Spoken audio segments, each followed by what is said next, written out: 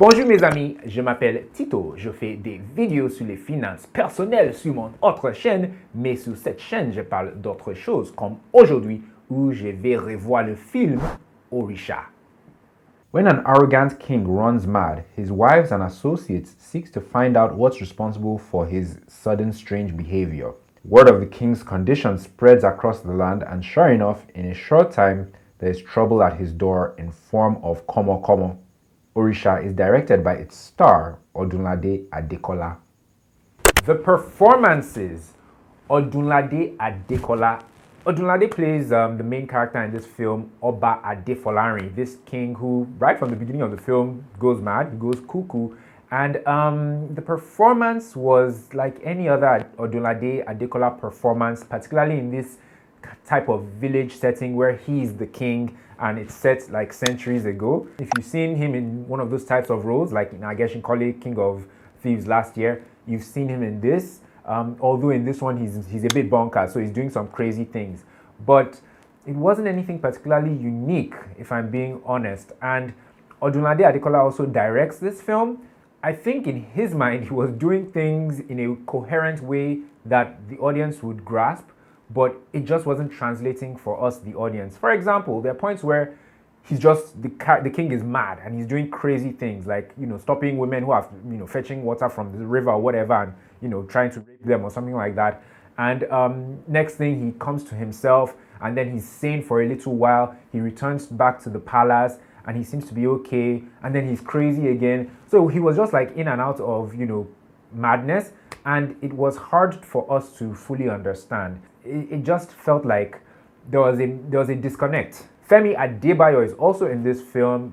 He plays Komo Komo, and Femi Adebayo, fantastic actor, anytime, any day. He always delivers, gives 110%. The problem with Komo Komo was that we didn't really understand his motivations. He's like a terrorist in this village, right? He kidnaps people, he offs people left, right, and center. He's just a real terror, and ultimately and eventually he wants to overthrow the king and take over the kingdom, right? The question is why? We don't really understand or get to know what exactly he wants, from ruling the kingdom, and why he didn't overthrow the king when he had the chance to, and why he's kidnapping people, because there was even a point in the film where some people were suggesting that he's kidnapping people to sell them off to the colonizers, or to borrow a Black Panther term, to sell them off to the Europeans for slave trade. But he said no, that he's just kidnapping people and terrorizing them, and just, maybe he was just a madman, but he didn't come off as a madman. And that would have been weird if both the king and his adversary are both mad. Moving on, Shaffy Bello. Shaffy Bello played Olori, or Lateju, I do believe her name was, and she's one of the king's wives in the film. I think she's the eldest of the wives, and basic, queen or oldest wife role in this type of film. She's hysterical, but she's panicking now that the king has run mad. She's consulting with the village chiefs and council elders as to what to do. She's just confused, and she's also trying to keep the children and the other wives calm and whatnot while they try and resolve whatever is going on with the king. Basic role, if you've seen a film like this. Hey guys, I want to take a quick moment to ask you to please like this video by clicking on the like button just underneath the video. If you glance at it, you'll see that the number is really low, especially compared to the number of views. It means that lots of people are watching this video, but they're not doing me the favor of liking the video.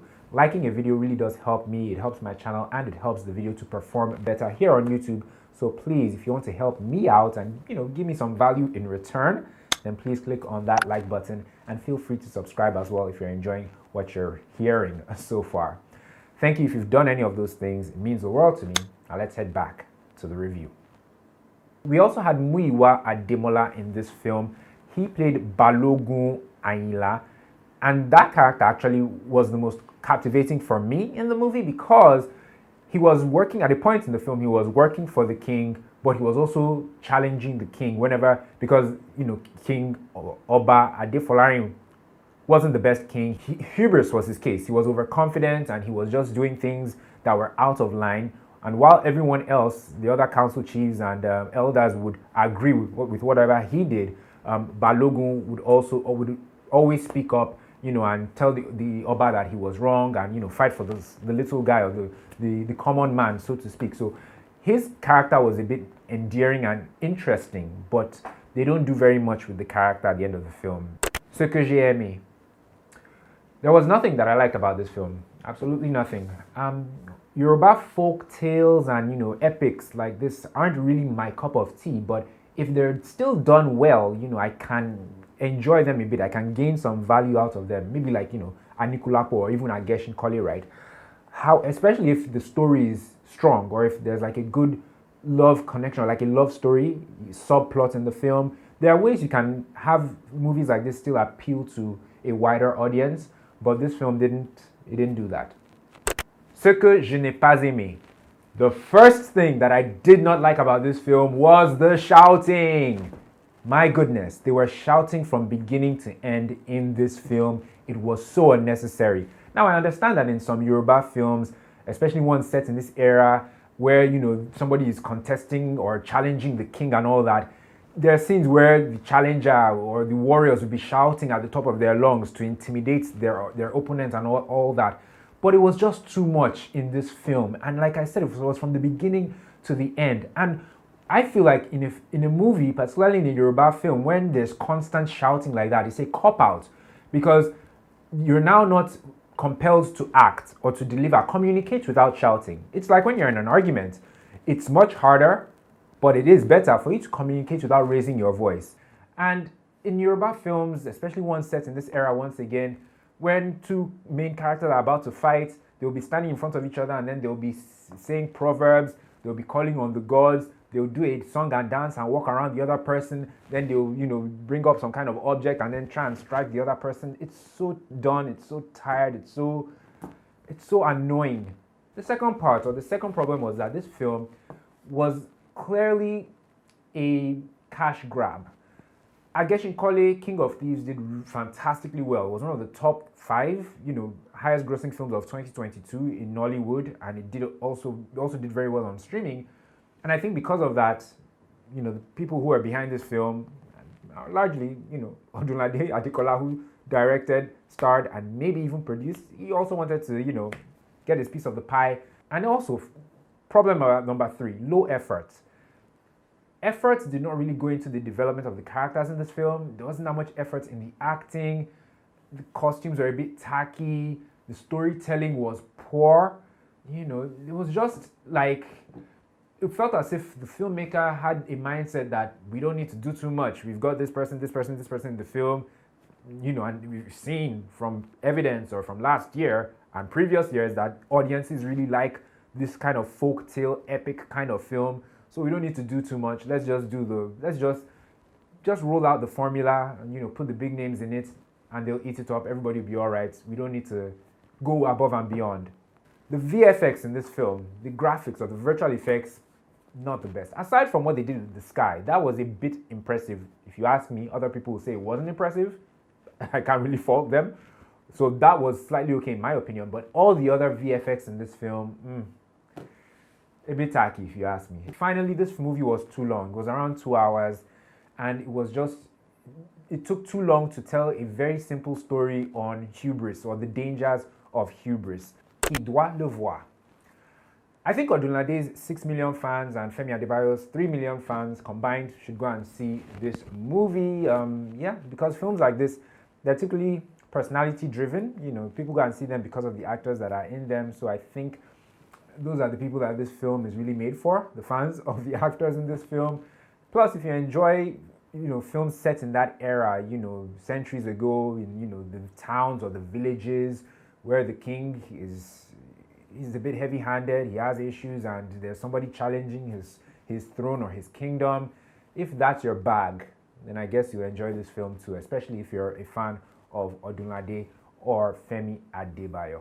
In conclusion, not my cup of tea, I'll say that much. And this film felt very low effort. It felt like a cop-out to me.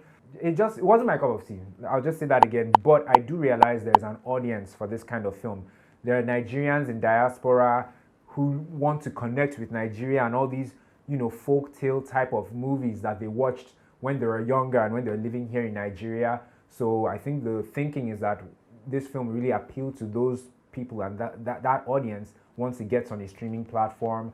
Whether or not it will make money in the cinema, it probably will, because there are lots of Nigerians, even here in the country, that like a very simple story and that like the elements that make up this film. I say all this to say that there is an audience for this film, and this film surprisingly may do well, even though it's up against some tough competition. It came out on Friday, the same day that Barbie came out and Oppenheimer came out. Last week Mission Impossible came out, so there's some stiff competition from overseas in the cinema for this film, but I think it will still do okay. And even if it doesn't do okay in cinemas, there's always streaming. Guys, if you enjoyed this review, please like it by clicking on the like button just underneath the video, and subscribe to my channel as well by clicking on the black subscribe button, I should say. On this channel, I don't just do Nollywood movie reviews, I also talk about relationships. To check out some of my relationship videos, you can click the card in the corner of the screen. Thank you guys so much for watching. Before I go, next week or next weekend, I should be reviewing the film Hotel La Bamba. It's a Biodun Steven film, and I was at an event surrounding the film not too long ago, and they gave us this package that I don't really know what to do with, so I want to give it out. So it's just like a care package. It's a towel, some slippers, and some, I don't know, products like shower gel and soap and stuff like that. I'll come up with a question, a competition question, next in the review of Hotel La Bamba next weekend, so that one of you guys can win this. Thank you guys so much for watching. Like, share, subscribe. Look out for my next review. Leave me a comment down below regarding what you thought about this movie Orisa, if you've seen it, and I'll see you guys in the next one.